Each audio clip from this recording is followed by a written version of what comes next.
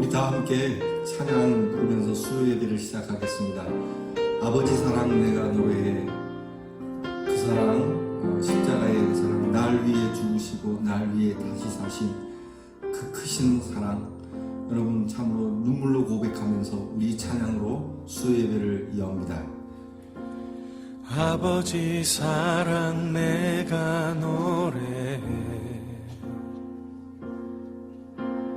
아버지 은혜 내가 노래해. 그 사랑 변함없으신 거짓 없으신 성실하신 그 사랑 상한 갈 때 꺾지 않으시는 꺼져가는 등불 끄지 않는 그 사랑 변함없으신 거짓 없으신 성실하신 그 사랑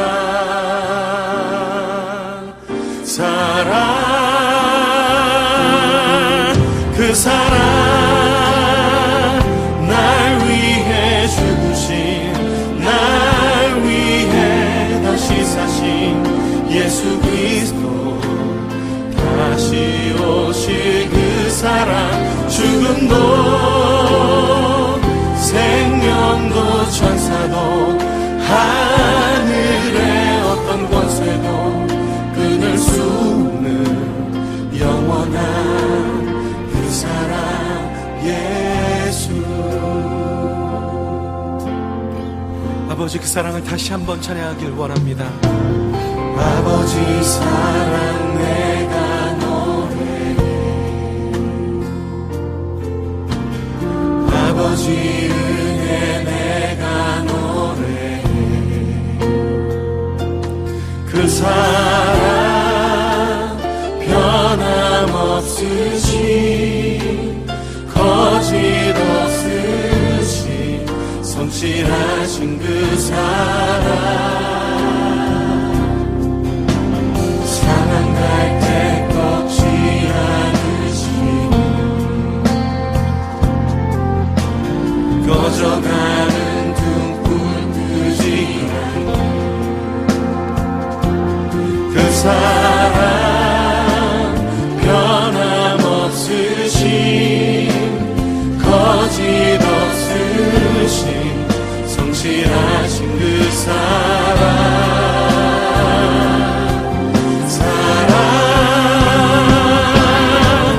그 사랑 날 위해 죽으신 날 위해 다시 사신 예수 그리스도 다시 오실 그 사랑 죽음도 생명도 천사도 하늘의 어떤 권세도 끊을 수 없는 영원한 그 사랑 그 사랑 그 사랑 날 위해 죽으신 날 위해 다시 사신 예수 그리스도 다시 오실 그 사랑 죽음도 생명도 천사도 하나님 하늘의 어떤 권세도 십자가의 사랑으로 우리를 붙드신 주님 영원토록 주님 찬양합니다. 그 사랑 나 위해 죽으신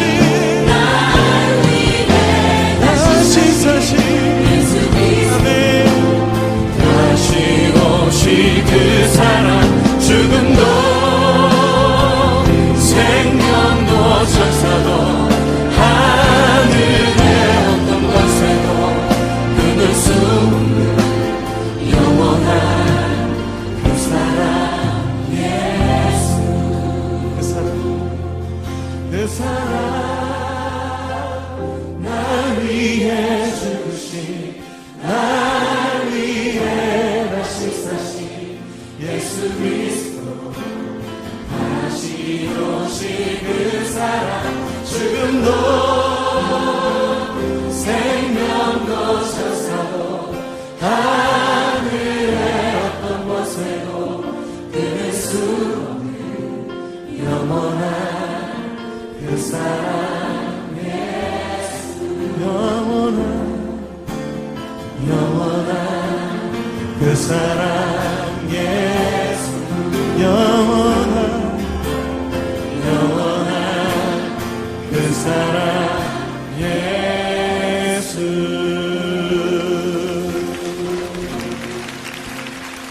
영원한 그 사랑 예수 날 위한 그 사랑 나 위에 다시 사신 나 위에 그 사랑 같은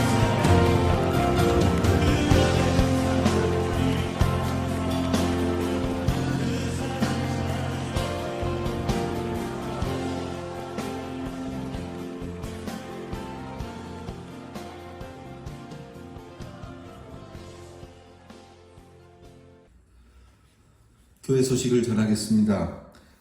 먼저 여러분 이 코로나 질병 가운데 있는 이 3월 한 달이 다 지나가고 있습니다. 속히 이 질병이 멈춰져야 할 텐데요. 우리 3월 우리 성도들의 실천 주제는 스스로 건강을 지킬 줄 아는 시민이 됩시다입니다.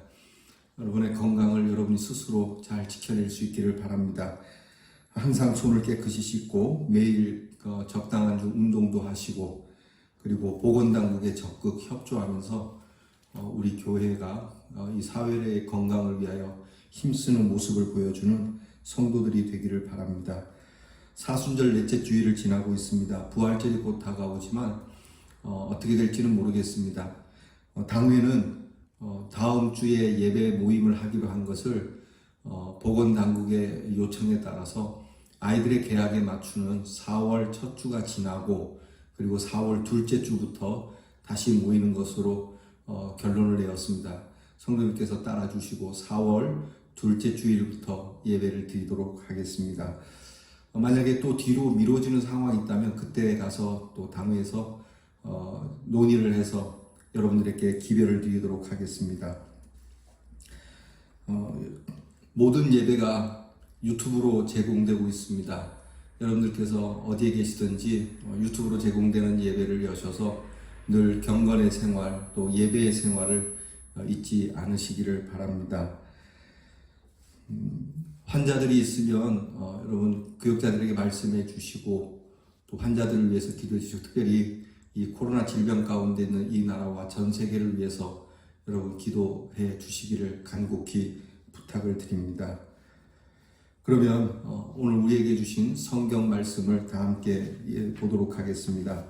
오늘 우리가 함께 나눌 말씀은 사도행전 15장 12절로 21절 말씀입니다. 사도행전 15장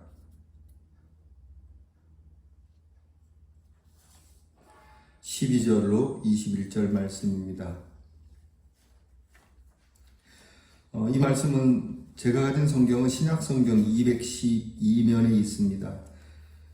사도행전 15장 12절로 21절 말씀 이제 다 찾으신 줄 믿고 제가 봉독합니다. 제가 봉독할 때 여러분들도 같이 봉독했으면 좋겠습니다. 여러분 성경을 여시고 저와 함께 이 말씀을 봉독하겠습니다. 온 무리가 가만히 있어 바나바와 바울이 하나님께서 자기들로 말미암아 이방인 중에서 행하신 표적과 기사에 관하여 말하는 것을 듣더니 말을 마침에 야고보가 대답하여 이르되 형제들아 내 말을 들으라. 하나님이 처음으로 이방인 중에서 자기 이름을 위할 백성을 취하시려고 그들을 돌보신 것을 시므온이 말하였으니 선지자들의 말씀이 이와 일치하도다. 기록된 바 이후에 내가 돌아와서 다윗의 무너진 장막을 다시 지으며 또 그 허물어진 것을 다시 지어 일으키리니 이는 그 남은 사람들과 내 이름으로 일컬음을 받는 모든 이방인들로 주를 찾게 하려 함이라 하셨으니 즉 예로부터 이것을 알게 하시는 주의 말씀이라 함과 같으니라.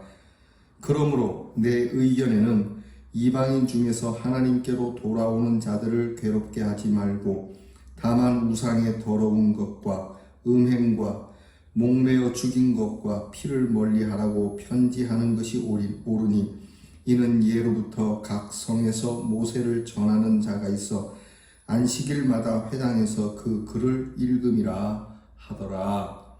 아멘. 여러분 평안하시죠? 늘 강건하시기 바랍니다. 사도행전 우리 강해 중에 15장을 계속 들여다보고 있습니다. 사도행전 15장에는 할례를 두고 논쟁하는 장면으로 인해서 예루살렘에서 제1차 공의회가 열린, 즉 요즘으로 말하면 우리 총회가 열린, 교단 총회가 열린 것과 같은 장면이 됩니다.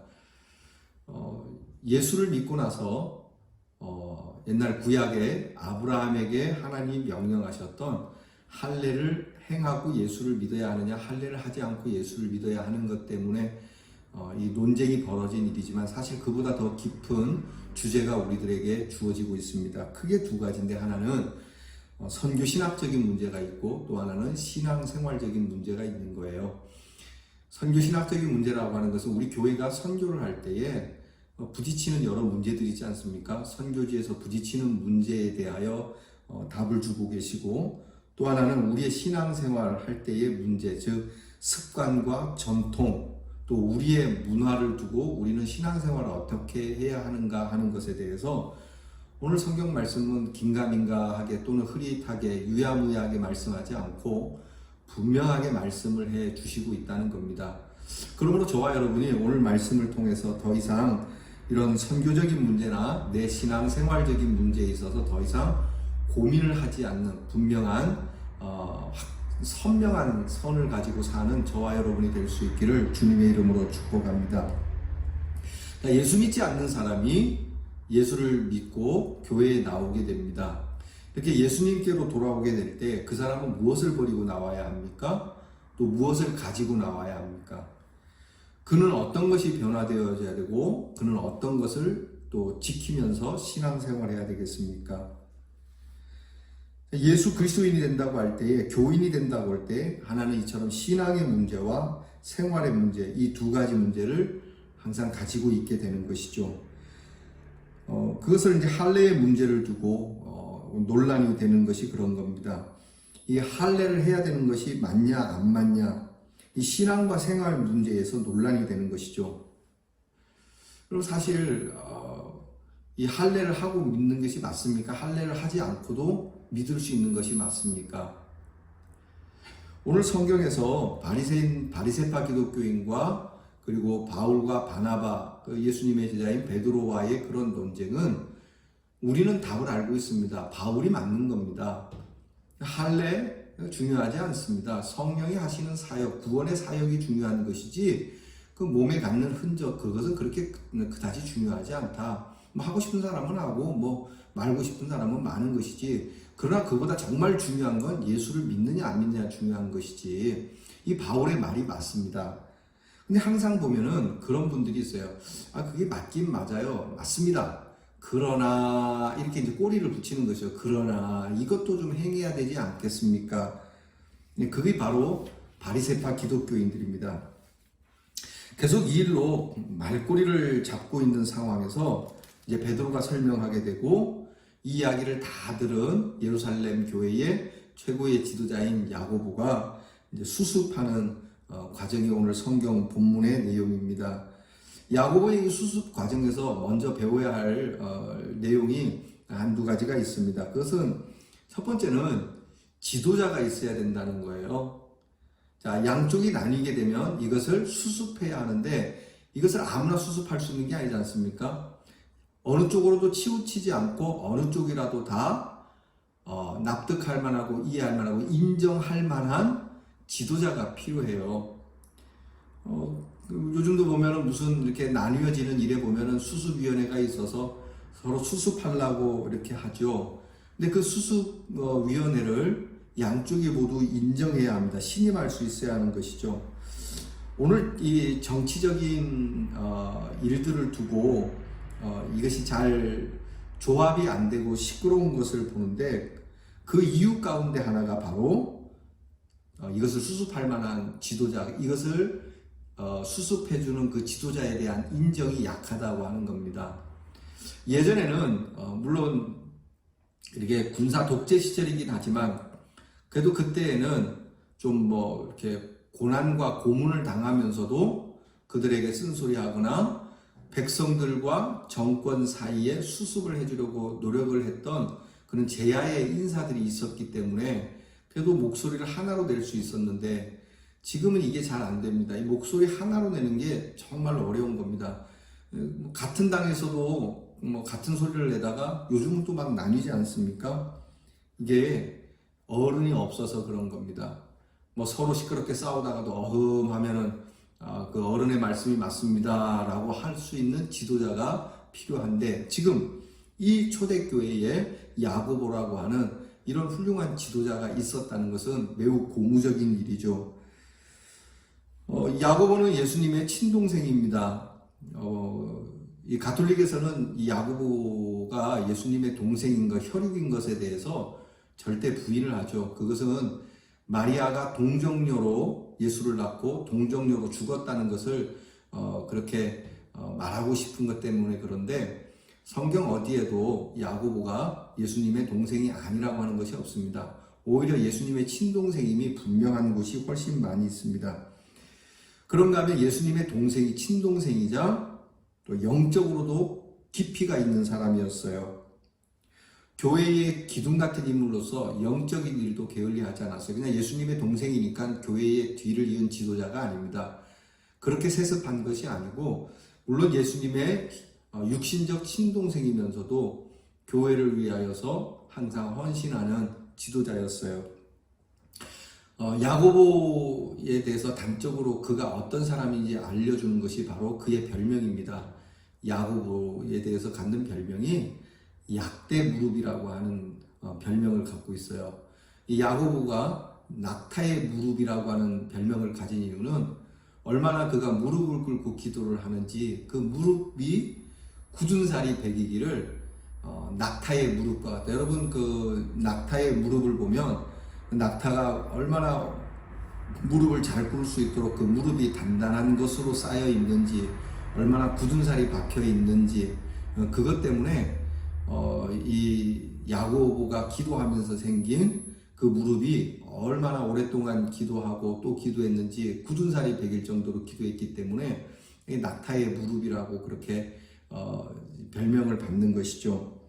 그리고 이제 훗날에 야고보는 순교까지 하게 됩니다.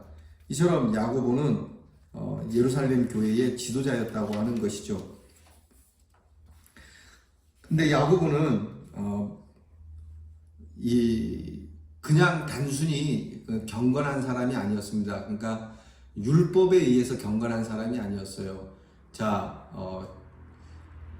이스라엘 사람들이 율법적으로 기도해야 하고 또 자선해야 하고 또 이런 식으로 경건 생활을 해야 된다라고 하는 그런 율례 때문에 그런 계율 때문에 그가 경건을 지킨 게 아니에요. 그러니까 그런 법이 있기 때문에 내가 그 법을 잘 지켜야지라고 하는 지도자가 아니었습니다. 야고보는 주님에 의한 경건한 사람이었어요. 즉 주님을 위하여서 기도 생활하고 주님을 위하여 전도 생활하고 주님을 위하여 말씀을 전하고 주님을 위하여 교회를 위하는 사람이었다는 거예요. 이것이 다른 겁니다. 뭐 율법이 그렇게 하라고 하니 뭐 성경에 그렇게 적혀 있으니 해야지라는 것이 아니라 오직 예수 그리스도를 위해서 그렇게 했다라고 하는 것이죠. 확실한 신앙이라고 하는 겁니다.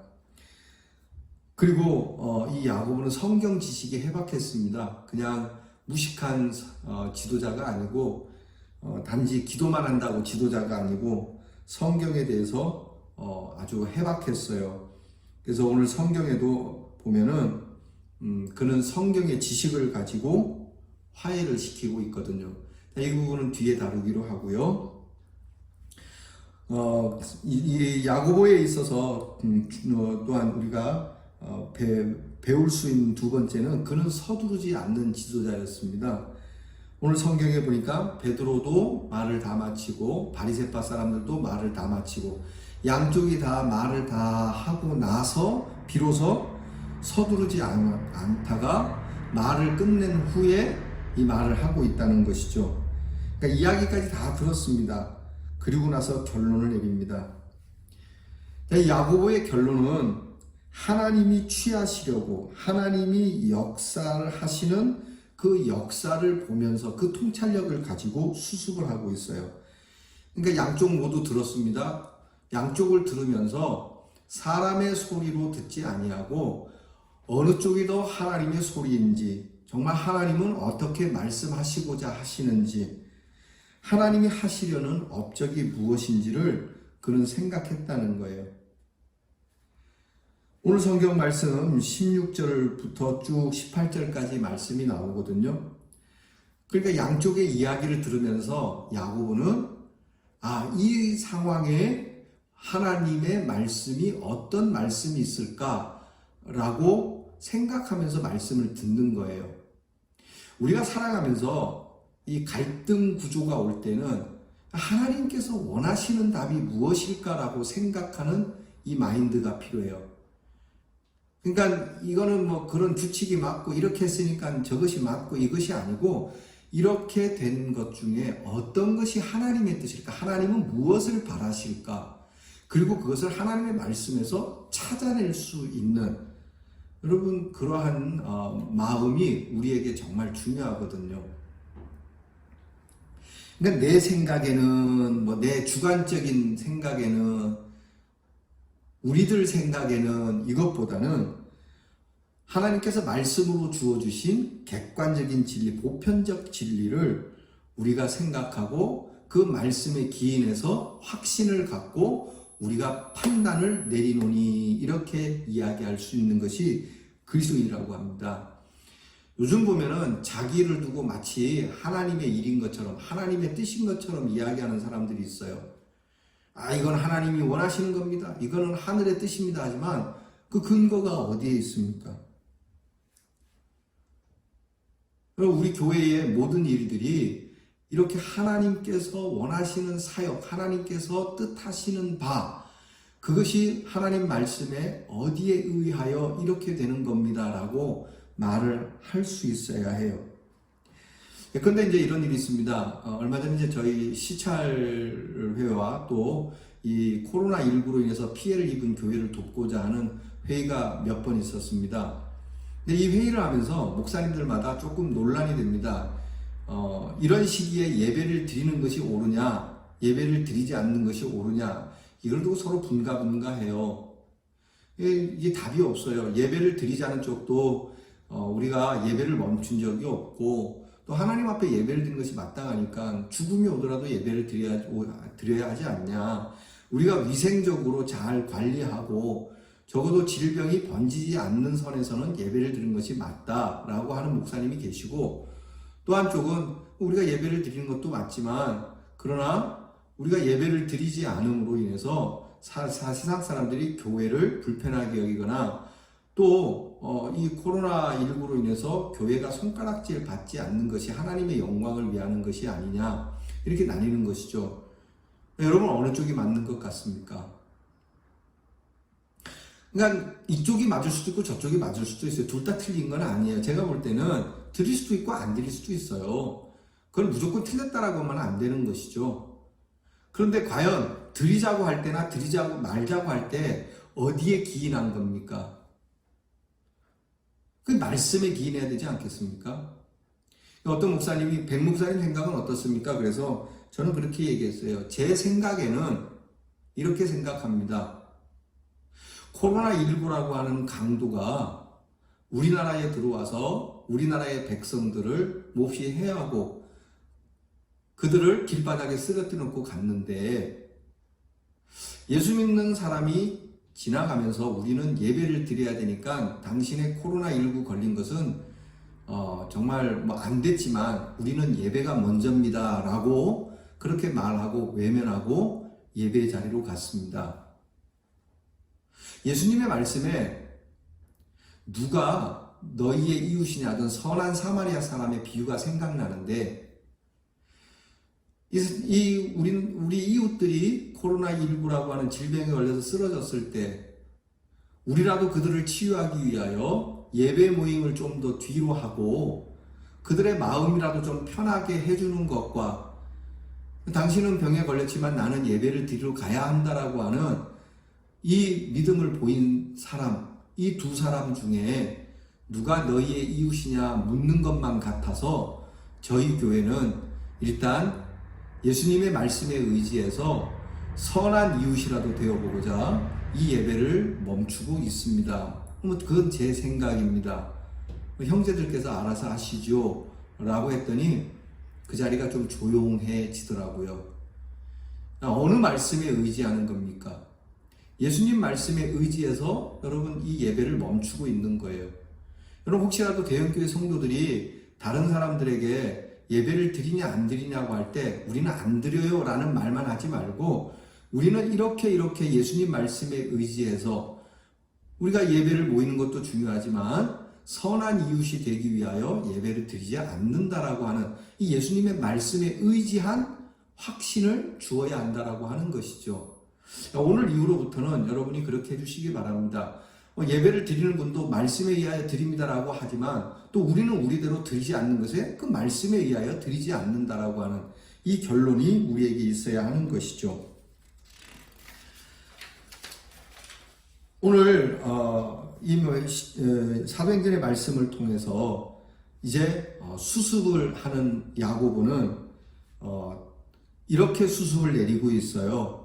할례를 하느냐 안 하느냐보다 더 중요한 것은 꼭 멀리 해야 할 것, 꼭 금지해야 할 것, 꼭 우리가 지켜야 할 아주 중요한 사항을 빼고 나머지는 좀 자유롭게 하자라고 수습을 하고 있습니다. 그 세 가지가 뭐냐면 오늘 말씀을 보게 되면, 자, 여러분 오늘 성경 말씀 봅니다. 20절 말씀. 오늘 20절 말씀 다 함께. 다만 우상의 더러운 것과 음행과 목매어 죽인 것과 피를 멀리 하라고 편지하는 것이 옳으니. 자, 딱 세 가지를 규칙으로 주고 있죠. 우상의 더러운 것, 그리고 음행과 목매어 죽인 것, 그리고 피를 멀리 하는 것. 일상에 있어서 우리 신앙생활에서 꼭 필요한 것만 하라고 그 나머지는 좀 편하게 해주는 것이 좋겠다는 것이 수습입니다. 우상의 더러운 것이 뭡니까? 우상 제물을 먹는다든지 또 우상을 섬기면서 행하는 여러분 그 우상 섬기는 사람들이 갖는 더러운 일들 많지 않습니까? 그런 것들을 좀 멀리하라. 그런 것은 옳지 않다. 여러분 우리가 우상을 섬기며 여러분들이 이제 우상 숭배하며 절에 다니면서 또는 다른 종교에 빠져 있다가 그 종교가 행하는 일들 중에 더러운 것들이 있지 않습니까? 그런 부분들은 멀리해야 된다라고 하는 것이죠. 특별히 이 시대에는 우상을 숭배하고 나서 우상의 더러운 음식을 가지고 먹어야 하느냐 말아야 하는 문제도 있었어요. 바울은 이 문제를 두고 먹을 수도 있지만 믿음이 약한 사람이 있으니까 안 먹는 것이 좋겠다라고 이야기를 이렇게 권면하죠. 그러니까 이 문제에 대해서 야고보는 이것을 좀 멀리하자. 우상에게 바친 제물이라든지 또는 우상을 위하여서 행하던 자해하는 일 또는 점치는 일, 이렇게 어리석은 일들을 멀리하는 것이 좋겠다. 그런가 하면 음행, 이거 도덕적 문제죠. 그 시절에는 이렇게 음행이 아주 자연스러웠던 사회적 분위기입니다. 이 추악한 일이 일상화가 됐던 시절이기 때문에 이것을 좀 금해야 되겠다. 적어도 그리스도인이라면 음행은 하지 말아야 하겠다. 그리고 세 번째는 목매어 죽인 것이나 피를 금하는 위생적인 일인데요. 그러니까 음행은 도덕적 차원이고 목매어 죽인 것이 아니라 피를 금한다는 건 이거 음식에 대한 건데 위생적인 문제를 이야기하는 겁니다. 그러니까 이 부분에 있어서 우리가 꼭 지켜야 하는 거, 이것은 모세율법에도 있는 거니까 모세율법 중에 이 중요한 이 부분을 우리가 권면을 하고 지키도록, 이것만은 꼭 지키도록 하고 그 외 나머지는 좀 넓게 열어야 한다는 것이죠. 오늘 성경 말씀에 있어서 정말 중요한 말씀이 19절에 있어요. 우리 19절 말씀 다 함께 보기를 바랍니다. 같이 중요하니까 읽겠습니다. 그러므로 내 의견에는 이방인 중에서 하나님께로 돌아오는 자들을 괴롭게 하지 말자. 자, 여러분, 내 의견이라는 것은 야고보의 의견입니다. 근데 그 야고보의 의견은 그 위에 있지만 성경의 말씀을 인용하여 그 말씀에 확증을 두고 말하는 의견입니다. 그러니까 성경을 기본으로 하고 바탕을 둔 야고보의 의견에는 이방인 중에서 하나님께로 돌아오는 자들을 우리가 괴롭게 하지 말자, 힘들게 하지 말자, 버겁게 하지 말자. 물론 그것들도 중요한 우리의 규칙이지만 그러나 그것보다도 더 중요한 건 뭡니까? 우리를 구원하러 오신 우리 주 예수 그리스도의 그 십자가의 은혜를 믿는 것이 중요하니까, 예수 그리스도를 나의 구세주로 믿고 받아들이는 것이 중요한 것이지, 이것을 지켰다 안 지켰다, 안식일을 지켰다 안 지켰다, 할례를 했다 안 했다, 음식을 먹었다 안 먹었다, 이것은 그렇게 중요하진 않지 않냐. 정말 중요한 것은 그거지 않느냐. 여러분, 우리가 건강을 잃게 되면 우리의 몸에서 떨어져 나가는 부분들이 있죠. 좀 심하게 병에 걸리면 손을 잘라야 하는 경우도 있고 다리를 또 제거해야 하는 경우도 있습니다. 그래도 여러분, 뭐만큼은 제거할 수 없는 겁니까? 내가 살아서 생명을 이어갈 수 있는 부분만큼만은 제거할 수 없는 것이죠. 여러분, 손가락이 병났다고 그래서 여러분 몸 전체를 없애겠습니까? 여러분, 내가 이 다리를 잘라야 한다 그래서 여러분 내 목을 치겠습니까? 중요한 건 내 목숨이 살아있는 거지 않습니까? 살아있으면 된다. 그러니까 살면 되니까 그것에 대해서 너무 그렇게 중요하게 생각하지 마라. 여러분의 자녀가 그럴 일은 없길 바랍니다. 혹시라도 말입니다. 어려운 일을 당해서 그렇게 몸의 한 부분을 제거하게 될 때, 야, 너는 그 부분이 없으니까 내 아들이 아니야. 야, 너는 그걸 살아갈 의미가 없어. 그렇게 얘기하실 분들이 아니잖아요. 야, 다리가 있으면 좋겠다만 없으면 또 어떠냐.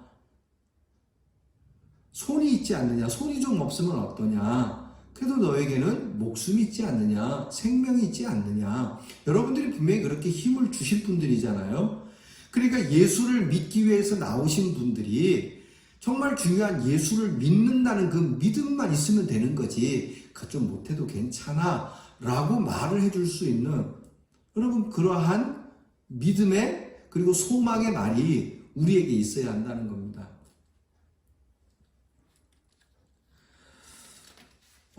지난주에도 말씀을 드렸죠. 술과 담배에 대한 이야기. 술을 좀 먹으면 어떻습니까? 또 담배를 좀 피면 어떻습니까? 그래도 중요한 거는 뭡니까? 예수를 믿는 것이 중요한 것이죠. 근데 저 사람은 술을 먹으니까 안 되고, 담배 피니까 안 되고. 물론 이 술, 담배를 두고 지도자로 이렇게 서 있어야 하는 부분에 있어서는 조금 부적절하고 적합하지 않은 것은 맞습니다만은, 그렇다고 해서 구원의 문제가 있는 건 아니거든요. 그래서 제가 그 볼리비아 목사님들 얘기 안 했습니까? 볼리비아 목사님들 우리나라에 왔는데 제가 그분들을 픽업하는데 그분들이 이렇게 쭉 서가지고 호텔 입구에서 담배를 피고 있는, 그렇다고 그분들이 지옥에 갑니까? 아니지 않습니까? 예수를 믿는 한 그들은 지옥에 가지는 않습니다. 그러니까 정말 중요한, 우리가 꼭 지켜야 할, 그리스도인으로서 꼭 지켜야 할 몇 가지를 빼고는 이들이 예수를 믿는데 무겁지 않도록 열어주자는 것이죠. 탕자가 이제 아버지께로 돌아오죠. 탕자가 아버지께로 돌아올 때 아버지는 탕자를 그냥 받아주세요. 아무것도 묻지도 않고 따지지도 않고 그를 다시 아들로서 복귀해주고 가락지를 끼우고 옷을 입히고 신발을 신기고 잔치까지 하죠. 잃어버렸던 내 아들이 왔다고 온 동네에 그 아들을 이 아버지가 다시 원래의 마음보다 더 귀하게 받아주는 것을 공포하지 않습니까? 이런 마음이 필요한데 그때에 그 형 있죠. 그 탕자의 형은 뭐라 그럽니까? 아버지의 재산을 창기와 같이 먹고 마시고 다 잃어버린 이 아들이 돌아와 이 아들을 위해서 잔치하는 것이 마땅하냐라고 얘기를 해요. 그러니까 아버지께로 돌아온 탕자를 동생을 굉장히 힘겹고 무겁게 만드는 거예요. 버겁게 만드는 거예요. 돌아온 것을 후회하게 만드는 것이 이 형이거든요. 지금 바리새파 기독교인들이 그런 모습을 띠고 있는 거거든요. 그냥 돌아온 사실 하나만으로도 족한 겁니다. 그것을 극대화하고 그냥 돌아왔다는 사실 하나만으로 기뻐하는 것. 여러분 절대 이걸 두고 뭐 그래도 이건 좀 아닌 것 같고 그래도 저건 좀 아닌 것 같고 여러분 절대 그러지 마시기 바랍니다. 그것은 결코 율법주의자에 해당하기 때문에 그렇습니다. 정말 그리스도인은 과거를 묻지 않습니다. 예수에게로 다시 돌아오는 사람, 예수에게로 오는 사람에게 그 믿음을 위하여 어떤 장애물도 치지 않는 사람이에요. 이런 얘기가 있어요. 재미난 이야기. 한 청년이 술을 많이 마시고 취했어요. 엄청 취했는데 뭐 취한 채로 그냥 술을 먹다 보니까 날이 샜는데 공교롭게도 그 날이 새고 보니까 그날이 주일이었거든요. 그러니까 주일이라서 교회를 가야 되는데 자기 교회 가자니 좀 멀고 그래서 이제 뭐 그냥 술 취한 채로 가까운 교회에 가서 예배를 드리는데 거기에 친구가 있었던 거예요. 친구가 있는 것을 보고 교회가 야, 나 한 잔 먹었는데 예배 드리러 왔다. 아, 참, 난 예배가 좋아. 난 예수님이 좋아. 뭐 이렇게 술 취해서 이렇게 혀가 좀 꼬인 채로 이렇게 예배를 드렸어요. 이 친구가 너무 창피한 거예요. 아는 척이나 하지 말지. 막 아는 척을 하고 술 냄새 팍팍 풍기고 하니까 너무 창피했던 거예요. 그리고 끝나고 나서 이제 쭉 나가는데 이 친구가 또 모른 척 할 수 없고 그래서 목사님께 목사님 제 친구인데 이 친구가 술 먹고 와서 이렇게 예배를 드려요. 정말 참 목사님 참 이건 아니지 않습니까? 그랬더니 목사님이 술 먹고 다시는 교회 오지 말아요. 예? 이 술 먹고 예배를 드리다니 이게 말이 됩니까? 그렇게 얘기를 하니까 뭐 진짜 뭐라고 할 말이 없는 거죠. 이러고 났더니 이 창피를 당했던 이 술 먹은 친구가 가만히 생각하니까 안 되겠어요. 그래서 이 친구를 데리고 야 있잖아 나 우리 교회 목사님한테 좀 너를 꼭 한번 데리고 가고 싶어. 좀 데려다 줘. 그래서 하여튼 그 친구가 이 술 먹은 친구 교회를 가게 돼요. 가가지고 이 술 먹은 친구가 술 먹지 않은 친구를 소개를 합니다. 목사님 저 술 한잔 했는데 오늘 이 목사님 교회 이 친구 목사님 교회에 가서 예배를 드렸는데 되게 혼났어요. 목사님 어떻게 생각하십니까? 제가 이렇게 목사님께 왔는데 네? 그랬더니 이 술 먹은 친구 목사님이 아유 예배를 드렸으면 잘한 거예요. 술을 먹었어도 예배를 드렸으니 그건 아주 잘한 겁니다. 그랬더니 친구가 야 니네 목사님하고 우리 목사님하고 차원이 달라 그러더랍니다. 자, 여러분 술 먹는 건 나쁘죠. 그렇지만 교회 나가는 거는 잘하는 겁니다. 그것은 좀 못된 일이에요. 그러나 예수를 믿는 건 좋은 일이에요. 왜냐하면 그렇게 함으로 그 길을 열어둠으로 이 사람은 변화의 기회가 있습니다. 이것이 안 되면 변화의 기회, 그가 구원받을 수 있는 기회는 점점 멀어지게 되는 것이죠. 아무 조건 없이 받아준다라고 하는 아버지의 사랑이 있기 때문에 그는 집으로 가까이 오는 탕자가 되었지만 이 아버지는 돌아가면 뭐 그저 혼내는 사람이라고 생각하면 집으로부터 점점 더 멀어지는 것이죠. 해경궁 홍씨라고 하는 사람을 여러분이 알 겁니다. 영조의 며느리죠. 사도세자의 부인입니다. 그가 쓴 책이 있습니다. 그 책에 보게 되면 그가 기록한 책이 있는데 그 책에 보면 영조인 아버지가 사도세자를 되게 처음에는 이뻐했대요. 늦둥이를 낳았기 때문에 굉장히 사랑했고 태어나자마자 원자로 삼고 돌이 될 때에 아예 세자로 책봉을 해버릴 정도로 사랑을 했어요. 그리고 이제 막 3살 된 이 사도세자는 굉장히 영특했다 그래요. 영조를 기쁘게 할 정도로 이렇게 좋아했는데 어느 순간인가부터 이 영조는 이 사도세자를 칭찬을 하지 않고 맨날 꾸지람만 했다는 거예요. 이렇게도 꾸지람을 주고 저렇게도 꾸지람을 주고 뭐 이렇게 한다 그래서 혼내고 또 저렇게 하니까 또 저렇게 한다 그래서 혼내고 계속 혼나고 결국은 이 사도세자가 삐뚤어 나가게 됩니다. 아주 광폭한 세자가 되는 것이죠. 그래서 궁궐에 있는 사람들을 마구잡이로 자기 기분에 따라서 죽이는 광기 어린 세자로 자라나게 돼요. 왜 그런 겁니까? 바로 이 아버지가 자기를 받아주지 않는 아버지에게로 가는 길에는 너무 자기가 넘지 못하는 넘사벽이 있다라고 하는 것 때문에 그는 그렇게 망가지게 되고 아버지로부터 멀어지게 되고 결국은 아버지에 의하여 그 쌀 뒤주에서 죽게 되는 것 아닙니까? 그러니까 우리가 이제 하나님께로 나오고자 하는 사람이 그렇게 크게 문제가 되지 않는다면 장애물을 두고 어렵게 만들 이유는 없는 겁니다. 교회 일도 그렇습니다. 내가 이제 교회를 해야지라고 한다면 길을 넓게 열어주세요. 목사님, 제가 작년까지는 영 형편없이 그랬지만 올해부터는 좀 일을 열심히 하려고 합니다. 그러면 일을 넓게 열어주는 거예요.